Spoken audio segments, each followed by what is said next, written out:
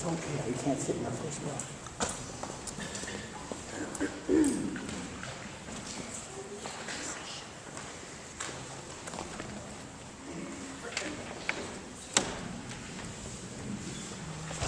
Welcome to all of you, and good morning. We're especially happy to have all of you here on the first day of spring, and it's feeling like spring, a little cold, but we're happy to have that sunshine out. A special welcome to our first-time visitors, and to let you know that our tradition is that after the service, we go to the social hall and take some time to drink some coffee, cocoa, tea, and to chat amongst ourselves. So please come and join us.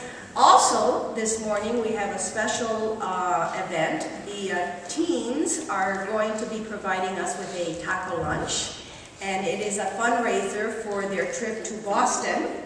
And it is a free will donation, so come and join us for a taco lunch as well, and and give those kids a support as they head out to Boston for their yearly trip.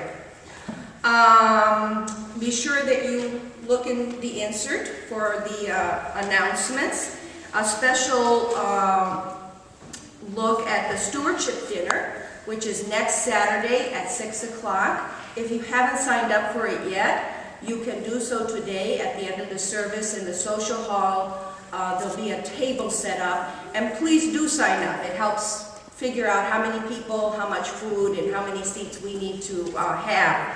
At the same time, if you haven't made your pledge, there will be sheets there at that table so that you can make your yearly pledge and help support this wonderful community that we have. Today's a lay-led service, and it will be led by Kelly Kilmer Hall, our ministerial intern, and also is special today because Reverend Gina is back. So she's right there in the back. She's joined us, and we're happy to have her. She's been out because of a budget-related furlough, and she'll be returning next week with a sermon on America's Best Ideas. So be sure to come next week to welcome her formally as she comes back into our fold, into our arms. Okay, before we sing the first song, which is one of my favorite, Morning Has Broken, on page 38, please take a moment to greet your neighbors and join us in the song.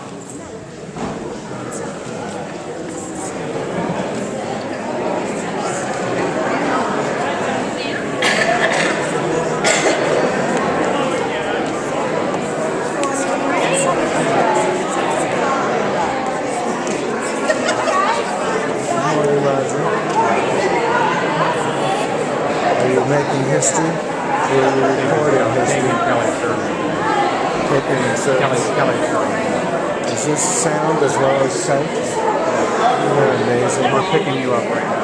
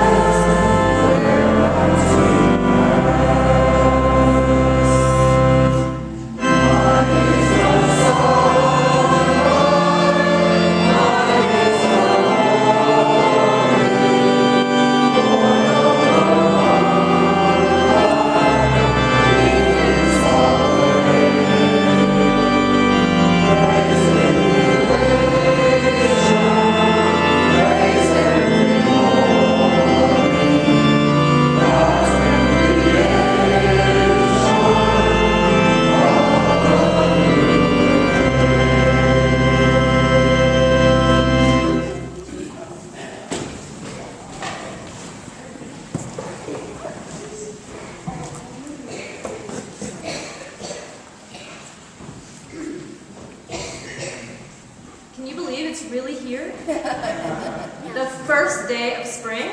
I mean, really.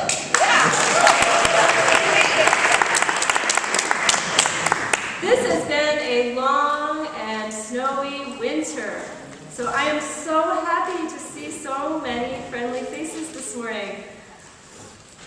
Yesterday, my kids were outside playing all day, and they were so dirty. It was great. I have a little story to start us out this morning.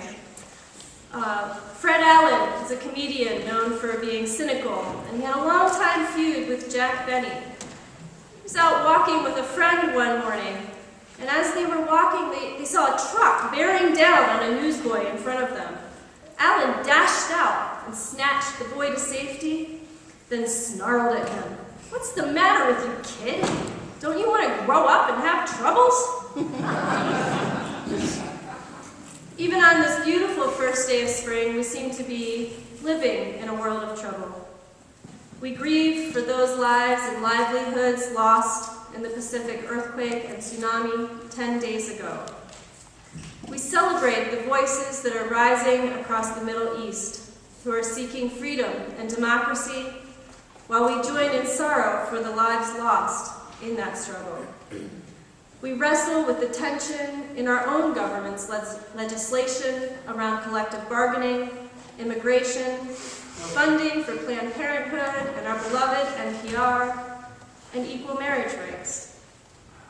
As we wrestle with our reactions to world events, and we each decide how our faith calls upon us to respond, we grow.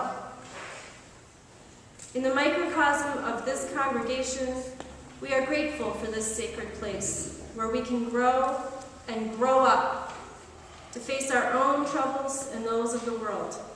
It is a never-ending process.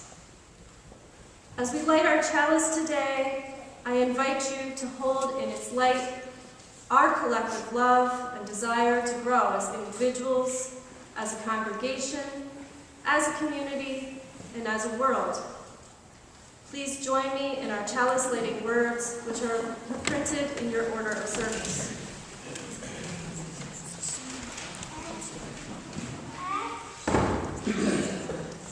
As frozen earth holds the determined seed, this sacred place holds our wariness, our worry, our laughter, and our celebration. Let us bring seed and soul into the light of thought, the warmth of community, and the hope of love. Let us be together, hear together, love together. Let us worship.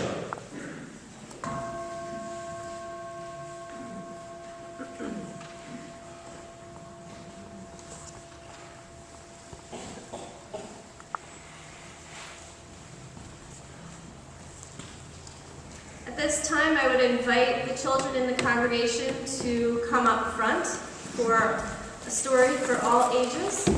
Children of all ages are welcome. No matter your chronology.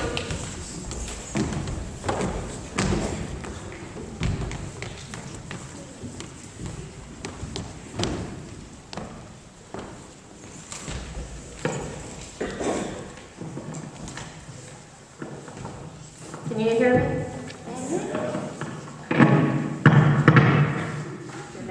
Well, hi. What's up? I'm so excited for my recital. I am so excited too. Give me that. Yeah, everyone's here for her cheeseburger. You are so lucky. Are you ready to hear a story this morning? Yeah. You are? Well, today and the rest of the service, we're going to be talking about different kinds of growth. And because today is the first day of spring, you guys might be thinking about growth too. Have you guys noticed anything growing yet? Has anybody seen anything? You've seen some flowers coming up? Has anybody seen any snowdrops? Yeah, maybe some daffodils peeking up in front of your house? I'm very excited.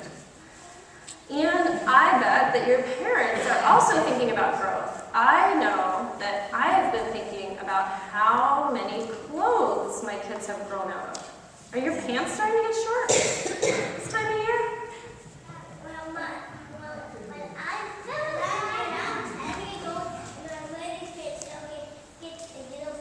I think they'll be short by the time you're 10. People grow in different ways than just height or weight or age, right? We grow inside too, right? Our hearts and our spirits grow. And then the way that we grow is how we decide to act towards other people and animals and the whole world. We grow our minds and our hearts and our spirits as much as our bodies. And this is a story about some kids, and they called themselves the Change the World Kids. Okay? Let's see here. Phoebe and Nika were two girls, and they were both 8. Is anybody here 8? Okay, so we've got some 8-year-olds here. Sometimes they heard about bad things that were going on in the world around them. Things like terrible wars, or earthquakes that would shake the ground and destroy homes. We just heard about one of those this week, didn't we? In Japan. And these little girls wanted to help, but they weren't really sure what 2 little girls could do. So they decided to talk to the kids in their congregation, the North Universalist Chapel in Woodstock, Vermont. So they've been going to UU Church just like you guys. This was the beginning of the Change the World Kids. It's a group of children who are working together to look at how they can protect all of the interconnected web of life. And when they learned about problems in the world, the Change the World Kids think of ways they can act to make a difference. And they learned that there's lots of things that 8-year-olds and other age kids can do to help. So this was their motto. No one can do everything, but everyone can do something. Can you guys say that? No one can do everything, but everyone can do something.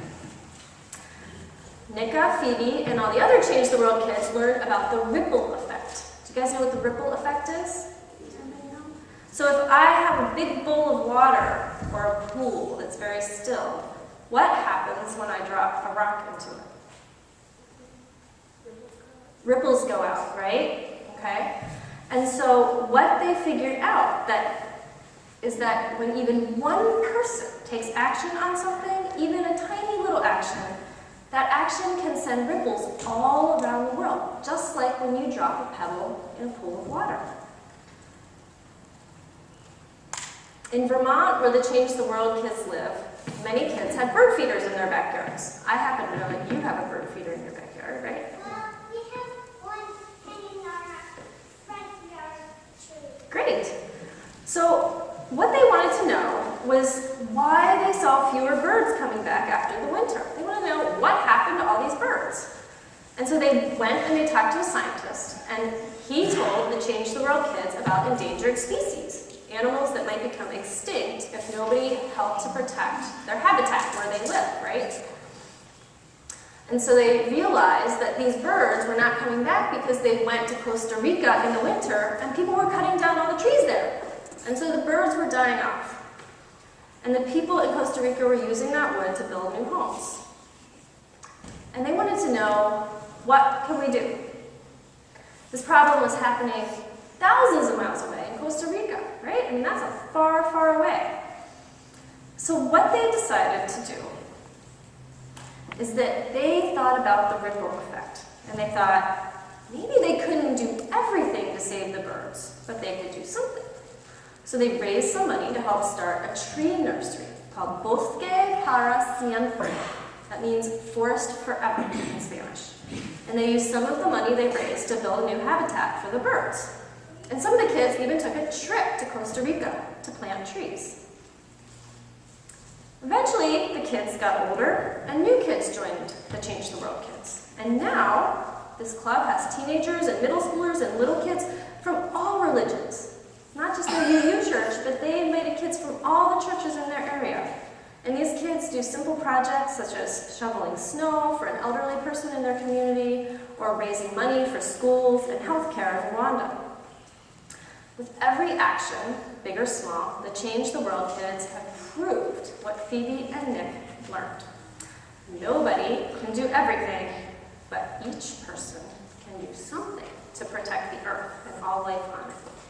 Each of our actions makes a ripple, and that ripple changes the world. I invite you to go out and change the world in one little way today.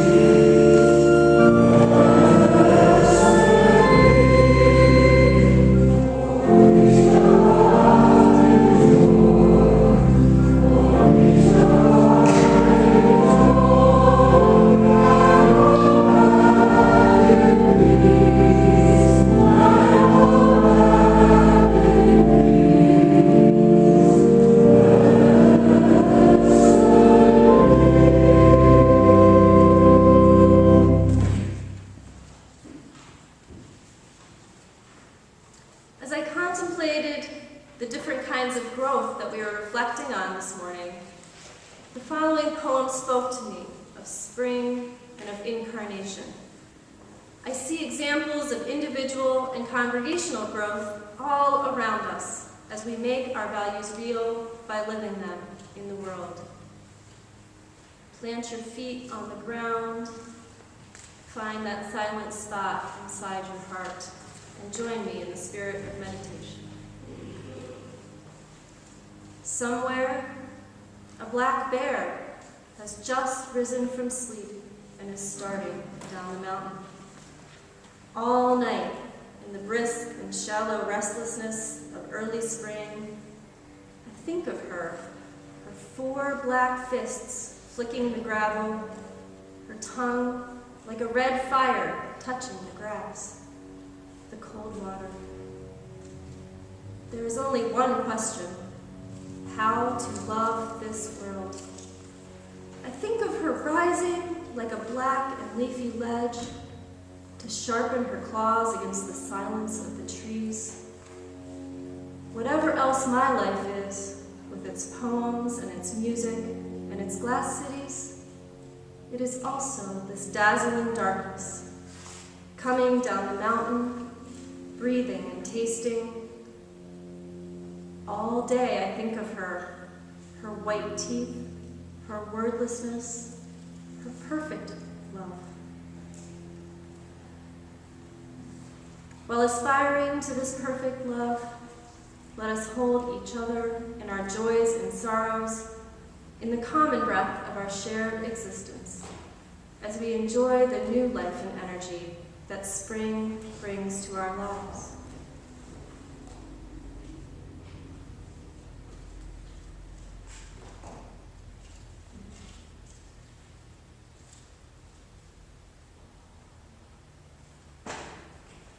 Blessed be.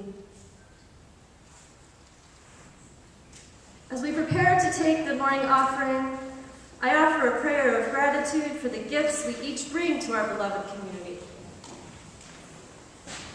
Source of all that is, was, will be, loving spirit moving in and through us all. You remind us to care for and about one another and all creation, to be worthy stewards responsible for our part in the process. We are grateful for the gifts and challenges.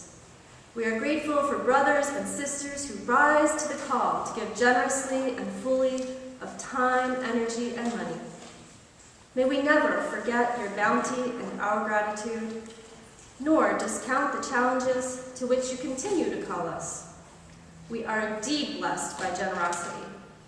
May we always honor and fulfill our promises with love. So be it, blessed be, shalom, amen. The morning offering will now be taken.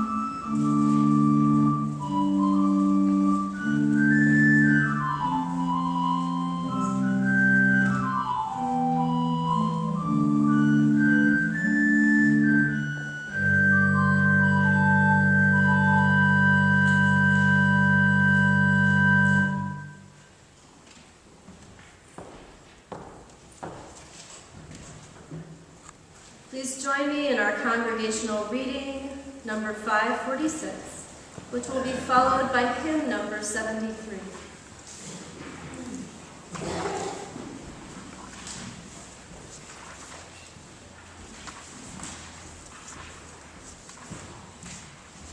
Through dreary, sodden days, the fields sponged up the graying skies. And now the sun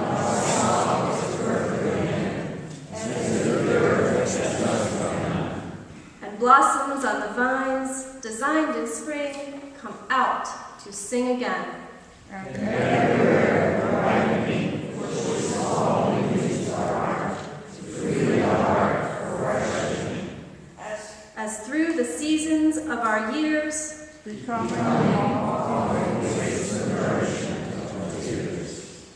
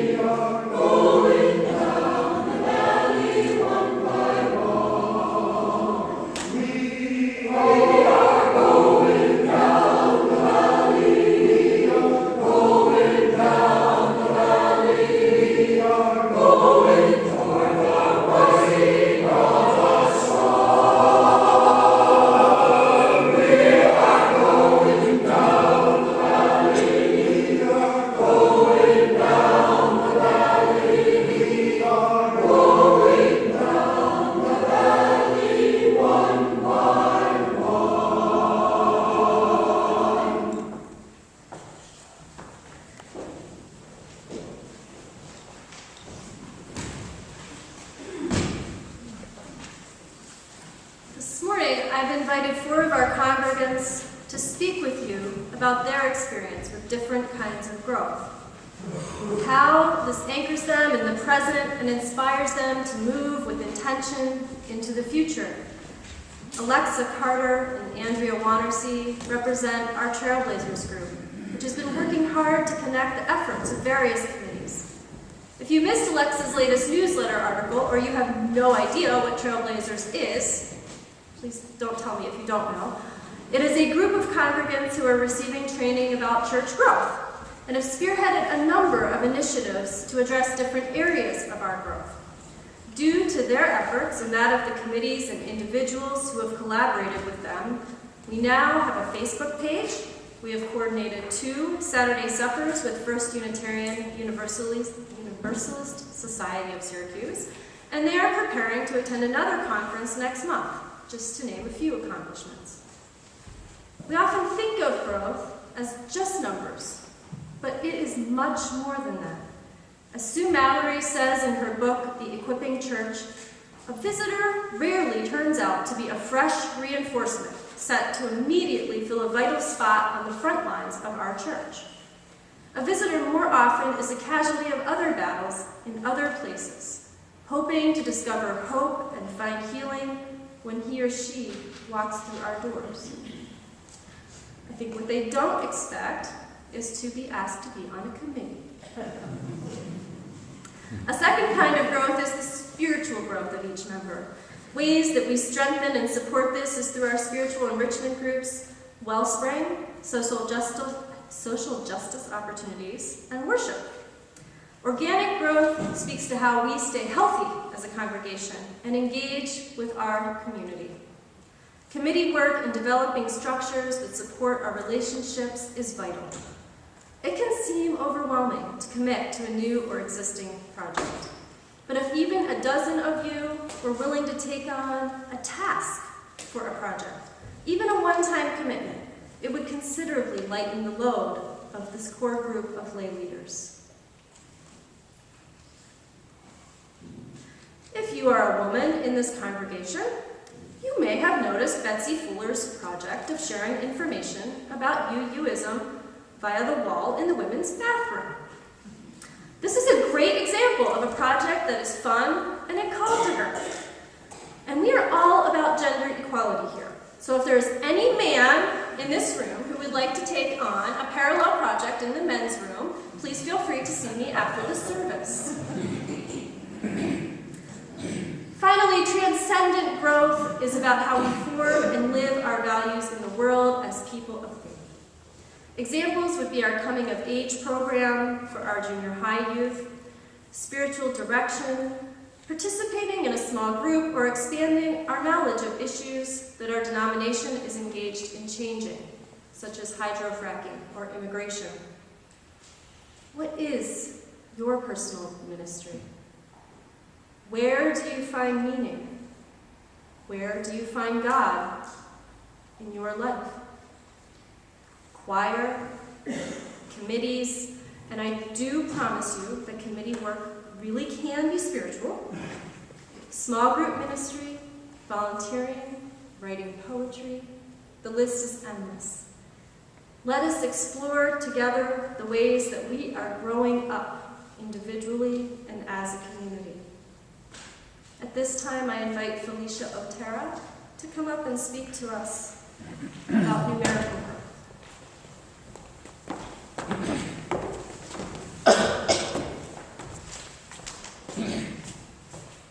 Morning. Morning.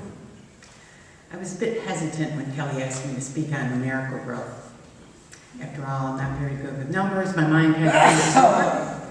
The only kind of numerical growth I'm really familiar with is that rising balance on my credit card bills. But seriously, if you were given 3 or 4 minutes to talk about numerical growth at May Memorial, what would you say? What comes to mind for me? Questions. Do we want to grow? Do we need to grow? And if so, how much? And what kind? Are there positive and negative effects of growth here at May? And what if our RE program suddenly doubled overnight? What if our service attendance doubled overnight? What would it mean to us? There are so many things to consider, both pro and con, when addressing the notion of numerical growth. We have about 230 members of May. About 125 people on average show up every Sunday for services.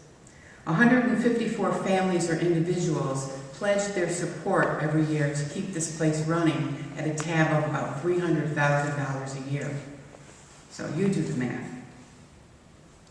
I don't think there'd be too much argument that we could afford to grow just a little bit. We certainly have some seats left in the room, don't we? Look around. You have a place next to you, in front of you, behind you that isn't taken? How about room in the choir for a few new voices? Any room up there? I think so. Room in the caring committee to look after our congregants who are ill or sad or in need of something. Space in the memorial room when they're planning their social justice activities. Room in our lives for a kindred spirit. Room in our hearts. We certainly have more room in our hearts, don't we? And you know, we could really use some additional support for the things we believe in as you use, the inherent worth and dignity of all, the interdependent web of existence, justice, equity, and compassion in human relations, encouragement to spiritual growth, search for truth and meaning.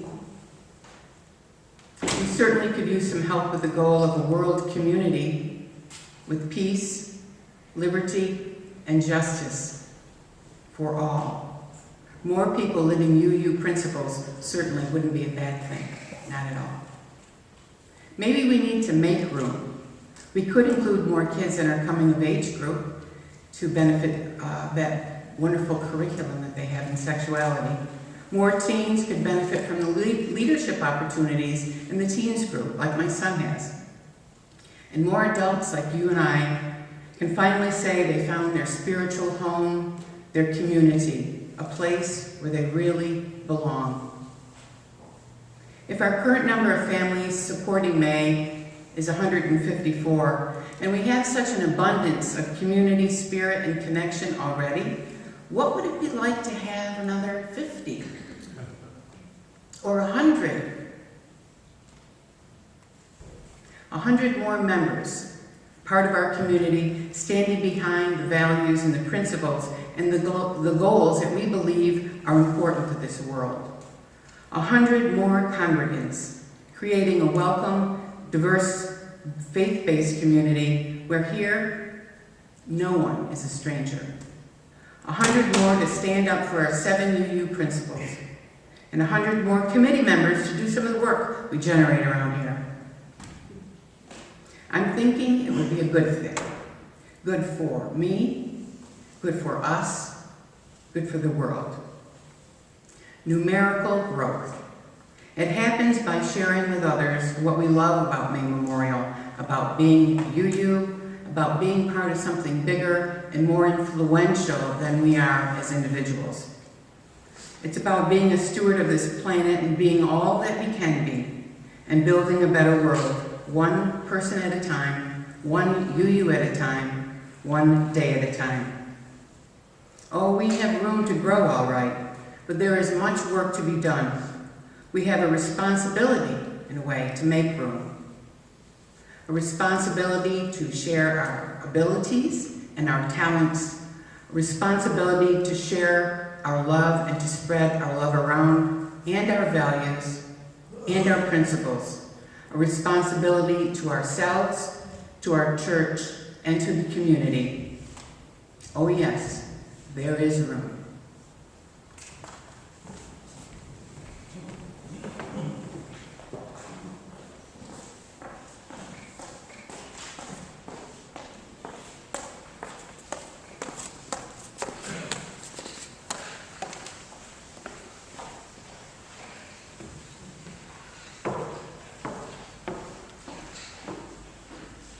I feel like Felicia said it all. Good morning, I'm Andrea Wandersee. I'm on the Trailblazers group. I'm also co-chair of PR and Communications Committee. And I'm here to talk to you a little bit about maturational growth. Just so you know, these terms come out of the Trailblazers format that we're learning about. Maturational growth is a fancy word for talking about the growth of spiritual maturity in each of us. It's your own inner growth that Felicia had talked about a little bit. And in many ways, I feel that maturational growth is the core of all other types of growth that we're talking about. So it's about you, it's about me, and it's about all of us and our own personal and spiritual development. For those of you who may be feeling a little skeptical about the need for growth, and there are a few of you out there probably, right? A couple of you are thinking, do we really need to do this? Or maybe we need to do this because we need a new roof, you know? But I would say that this is where we need to grow. This is why we need to grow. And if we do this right, everything else will follow. Really, we're talking about the ability of the congregation to challenge, support, encourage one another, to grow in our own beliefs, to deepen our spiritual roots, and to broaden our religious imaginations. Every single member of the congregation has a gift, a call, and a place to use their gift here. We also have needs, and if you can't bring your needs to this community, to this place, to our minister, to our staff, to one another, then where can you bring it? May Memorial offers lots of opportunities for maturational growth. Obviously, Sunday service, we're all here today. There's a lot of small groups, the spiritual enrichment groups, the Wellspring group. There's groups that were started years and years ago that meet weekly or monthly on a regular basis, supporting one another and deepening relationships. Volunteering downstairs in RE with our kids is a way to grow and develop your own beliefs. Try and articulate to a 5-year-old what it means to be a Unitarian, and you start thinking about it. It happens in the social hall. It happens in our committee work.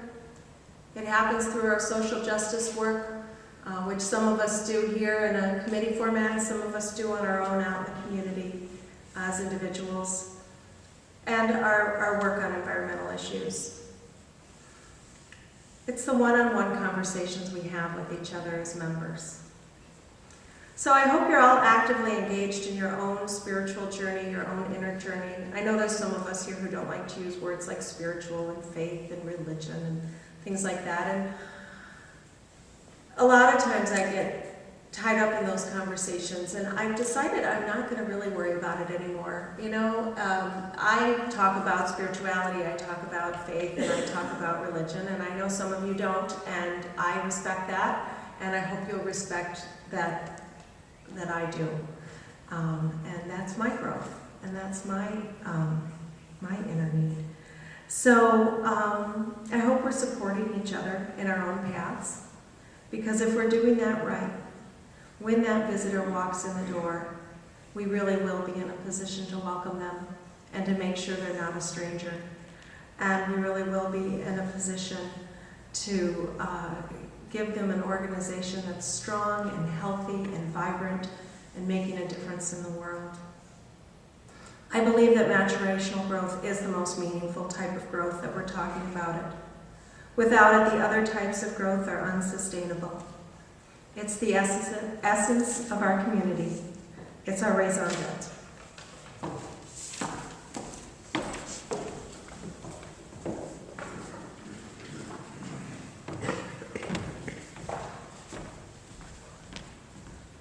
Good morning. Good morning. Happy spring.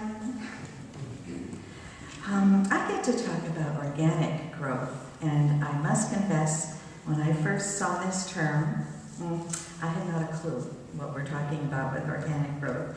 I ruled out the healthy eating part. I knew it wasn't about that. It wasn't about carbon compounds. That was out.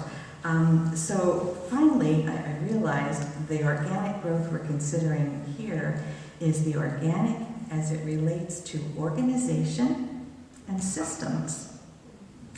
The systems and structures we have in place at May Memorial ensure that our society runs smoothly. Organic growth enhances a congregation's ability to maintain its health so it can function at its highest level. We cannot accomplish our goals and live our values in the world without a strong community at home. So, how does organic health present itself here at May? One example of the creation of an organizational structure to promote organic health is the Program Council.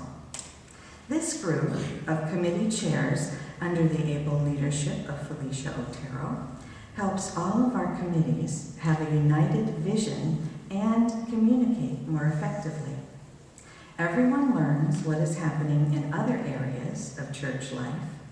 Help can be offered, duplication avoided, and this sharing usually prevents two events from being scheduled at the same place at the same time. Organic growth and health is also about developing practices and processes, as the worship committee routinely does when it provides quality worship each week. Your board of trustees is often the foundation of organic growth and health as we deal with the various issues that arise. Sometimes organic health means less is more. In recent years, our board of trustees has been made smaller to facilitate efficient decision-making. The Program Council has taken over the day-to-day functions of the church. The board makes the policy. The Program Council implements policy. How do we develop those practices and processes? Sometimes it's unclear how to proceed when a person or a committee brings an issue to the board. When situations like this occur, we first check our existing operating manual to see if there is a policy already in place. But sometimes a new policy or practice must be developed. Issues for which we have developed processes include such things as guidelines for the alcohol use by renters, procedures for how to allocate memorial gifts, and rules for interring ashes in the memorial garden. This type of unglamorous work provides the stability that allows us to function together. We are a group of diverse individuals with many opinions on how business should be conducted. This ongoing process of developing structures for how we live together is vital to our smooth functioning as our society. We want May Memorial to be a place where we can bring our needs and know that we will have a fair hearing. By having a strong and transparent system by which to function at home, we free ourselves to take our energies and values out to the world. We have much to offer.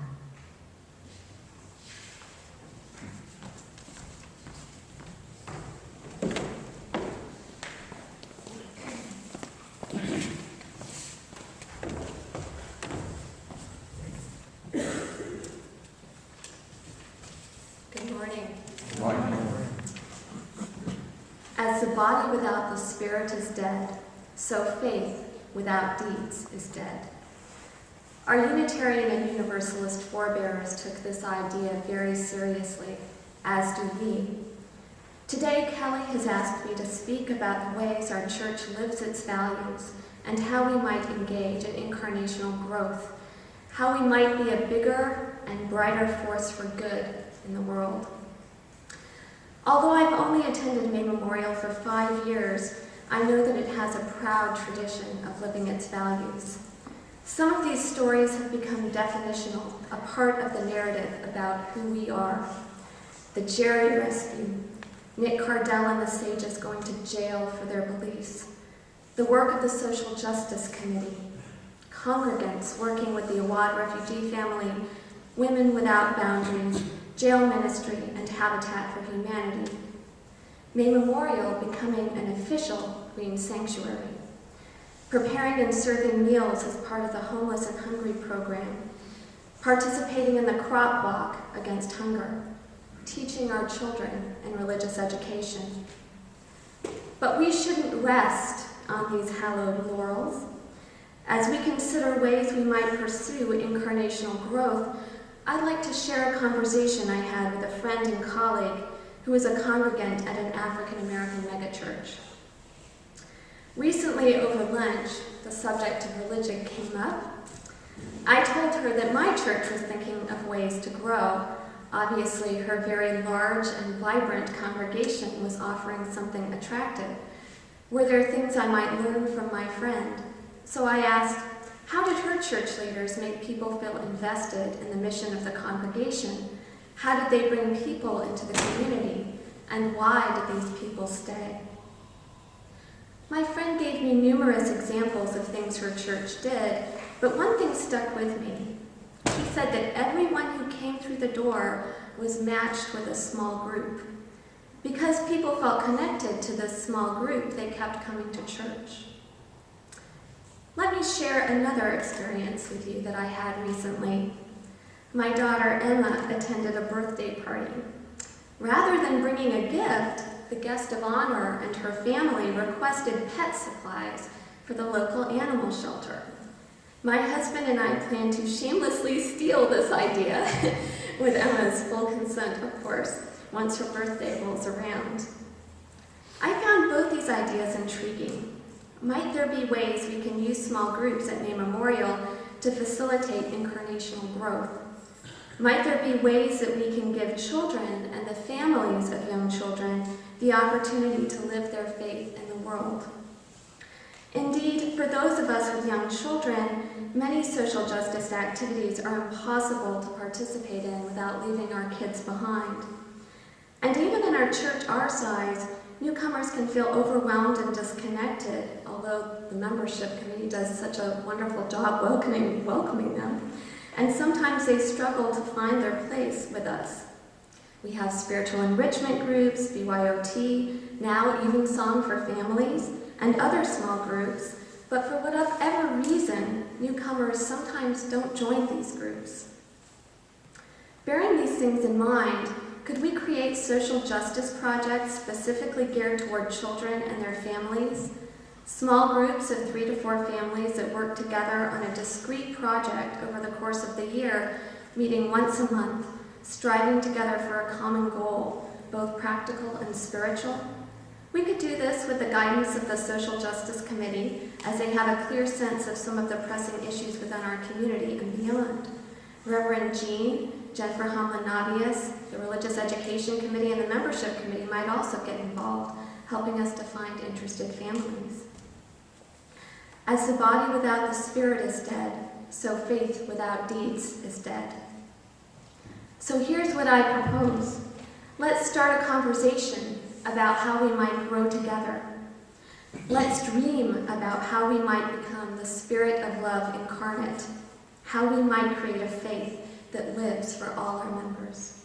Blessed be and amen.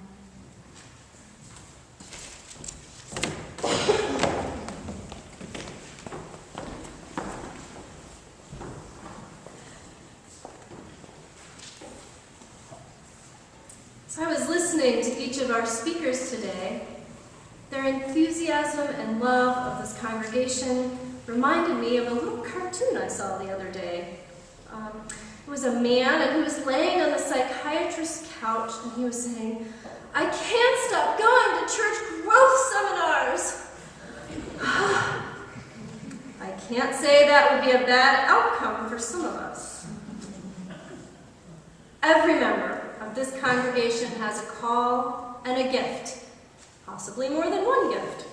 And there is a place for each of us to grow, right here in our spiritual and religious home. There is a place for us to grow up and have troubles, just like the boy in the story. And this is a place to share those troubles and to hold each other in support. As Andrea pointed out, we all have needs, and if you cannot bring your deepest needs to us, then we are missing something vital about who we are called to be as people of faith. Alfred North Whitehead said in 1927 that religion will not regain its old power until it can face change in the same spirit as it does science. Its principles may be eternal, but the expression of those principles requires continual development. Development means change, and change is hard. But in this supportive community, with a strong tradition of growth, we are each able to answer the call to be our best selves. I invite you to a roundtable discussion regarding these aspects of growth and the future of MMUUS after the service in the coming of age room. But before we close and enter into farther dialogue with each other, please join me in our final hymn in your teal hymnal, number 1051, We Are.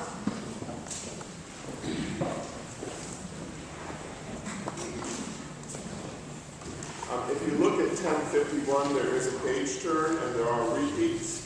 We'll repeat the first two lines and the last two lines, but once you get into the song, we're just going to keep going. So we will not turn our page back. Once you make a page turn, we're all set to go. And it's a short intro, so why don't you stand up?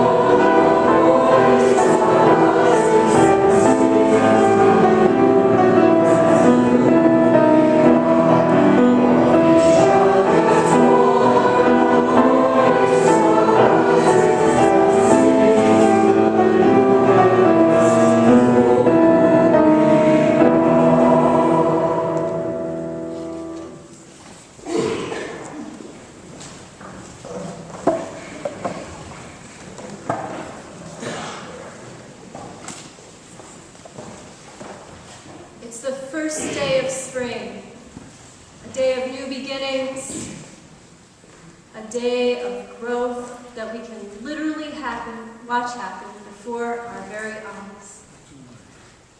As we leave this sacred space today, I invite you to become a part of that growth in your individual lives, in your communities, in your congregation, and out in the world.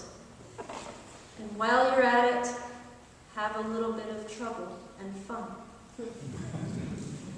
May it be so, and blessed be.